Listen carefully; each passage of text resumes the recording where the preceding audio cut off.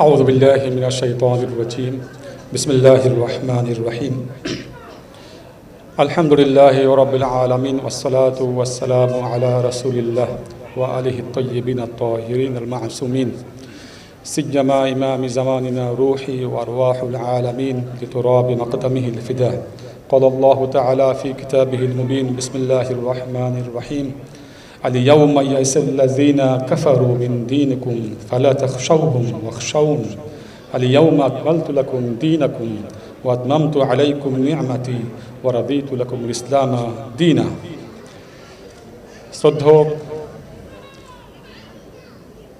এবং মাননীয় প্রধান অতিথি পরিচালক এবং আমাদের শ্রোতাবৃন্দ, গাদির খোম সম্পর্কে আলোচনা অনেক শুনেছেন।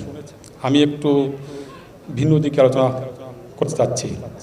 আহলে সুন্নাত জামায়াতের বহু বিশিষ্ট আলেম এবং বুজুর্গানে দ্বীন গাদির খোমের এই বিখ্যাত হাদিস মান কুনতু মাওলা ফাহাদা আলিউন মাওলা, এই হাদিসের মান উল্লেখ করেছেন।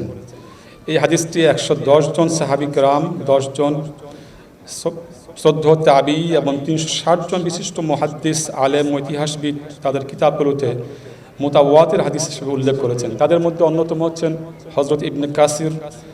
তিনি বলেছেন যে এই হাদিসটি মুতকান ও মুতাওয়াতির। আল বিদায়া ওয়ান নিহায়া খণ্ড 5 পৃষ্ঠা নম্বর 214। ইমাম শামসুদ্দিন যাহাবী রহমতুল্লাহ আলাইহি তিনি এই হাদিসটি বর্ণনার পর নিজ কিতাবে লিখেছেন গাদিরের হাদিসটি মুতাওয়াতির ও বিশ্বাসযোগ্য, যা নবী করিম সাল্লাল্লাহু আলাইহি ওয়াসাল্লাম বলেছেন। অনেকে বিভিন্ন সূত্রে বরাত দিয়ে হাদিসটি উল্লেখ করেছেন, আমি সেগুলিকে উল্লেখ করছি। তিনি বিখ্যাত তাফসীর কারক ও ঐতিহাসিক হযরত ইবনে জারির তাবারির জীবন বৃত্তান্ত লেখার পর এভাবে বলেছেন, যখন হযরত ইবনে জারির তাবারির কাছে সংবাদ পৌঁছে যে ইবনে আবি দাউদ গাদিরের হাদিসটির উপর আপত্তি তুলেছেন, তখন তিনি আল ফাদাইল নামক একটি কিতাব রচনা করেন এবং হাদিসটি সহিহ হওয়ার ব্যাপারে আলোকপাত করেন।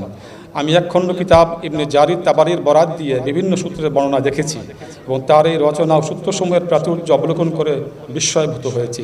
তাযকিরাতুল হিফাজ খণ্ড 2 পৃষ্ঠা নম্বর 713, হাদিস নম্বর 728। আবু আবদুল্লাহ মুহাম্মদ বিন আবদুল্লাহ আল হাকিম নিশাবুরি তার রচিত আল মুস্তাদরাক আলা সাহিহাইন কিতাবে গাদিরের হাদিসের পুরো বর্ণনা দেওয়ার পর বলছেন, এই হাদিসটি বুখারী ও মুসলিমের শর্ত মোতাবেক সহিহ হাদিস, কিন্তু তারা উভয়ই এই হাদিসটি নিজ কিতাবদ্বয়ে উল্লেখ করেননি। আল মুস্তাদরাক আলা সাহিহাইন খণ্ড 3 পৃষ্ঠা নম্বর 118, হাদিস নম্বর 4576। অন্যত্র তিনি হাদিসটি বর্ণনা করার বলেন এই হাদিসের সনদ সহিহ, অথচ তারা ওই দুইজন বর্ণনা করেন নাই। আবু ঈসা মুহাম্মদ বিন ঈসা ইমাম তিরমিজি রহমতুল্লাহ আলাইহি হাদিসটি নিজ কিতাব সুনানুত তিরমিজিতে বর্ণনা করার পর লিখেন হাদিসটি সহিহ ও হাসান।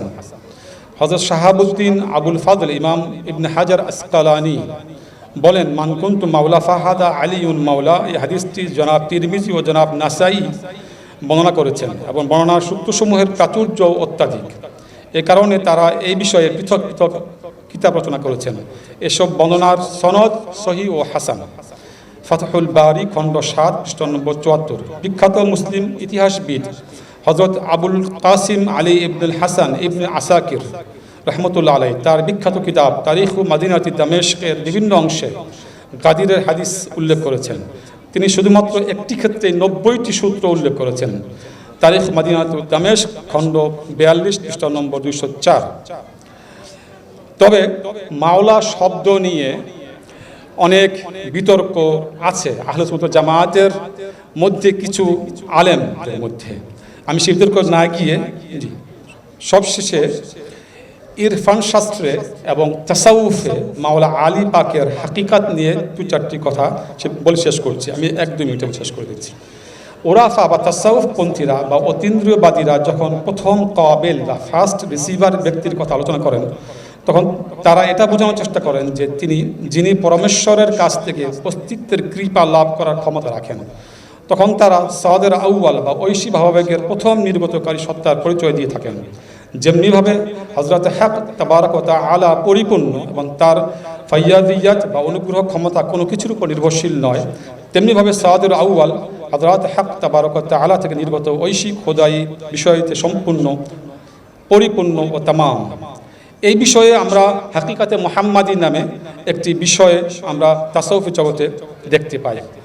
এরপরে আমরা দেখতে পাই হাদিস শরীফে আছে রাসূল পাক সাল্লাল্লাহু আলাইহি ওয়াসাল্লাম ইরশাদ করেছেন, আলা আনা ওয়া আলিয়ুন মিন নাফসিন ওয়াহিদা ওয়া সাইরুন নাস মিন শাজারাতিন শাত্তা। আমি এবং আলী একই নফস থেকে এবং অন্যান্যরা সবাই বিভিন্ন বৃক্ষ থেকে।